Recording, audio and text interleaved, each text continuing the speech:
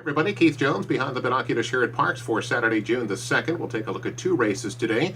Local races, race 4 today on our program, and nationally we'll go up to Belmont Park and take a look at the Grade 3 Pennine Ridge on the grass up in New York. Now the fourth race today is a 1-mile race for Pennsylvania bred fillies and mares 3 and up. And in that race I like number 2, Sweet By and By. She's out of the Steve Clasaris barn. She's a 3-year-old Sky Mesa filly. Now, she made one start as a 2-year-old last year, and that came on the turf up at Saratoga going long. And in her debut, she was 6-1 and ran a very creditable third. And that's an excellent race for her first time out. Now, she was off from July to May of this year, so she took a long time off.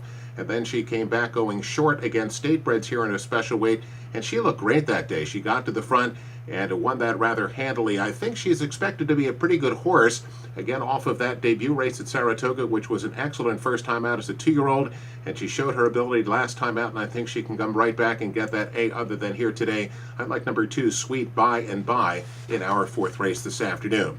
Now up at Belmont Park, they're featured today at the Grade 3 Pennine Ridge on the grass for 3-year-olds, a solid field of 8. We have horses like Untamed Domain out of the Graham Motion barn. We have Catholic Boy, who's returning to the turf, and James Toner sending out number 2, Hawkish. Now you can make a case for all of those. Hawkish, an improving horse again out of the James Toner barn.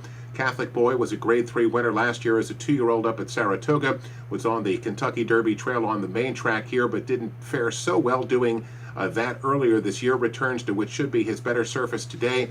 And Untamed Domain, who was second last year in the Breeders' Cup Juvenile Turf, has not seemed to be able to find that same kind of form that he has as a 2-year-old as a 3-year-old. I love number 4, Analyze It, today out of the Chad Brown barn. He could be one of the best, if not the best, 3-year-old on the grass. He's currently 3 for 3. He has shown versatility in a couple of ways. He has won on a firm course. He's also won on a yielding course. He's won on the front end. He's won from a little bit off the pace as well. And I think out of the Chad Brown barn, this is one of his best.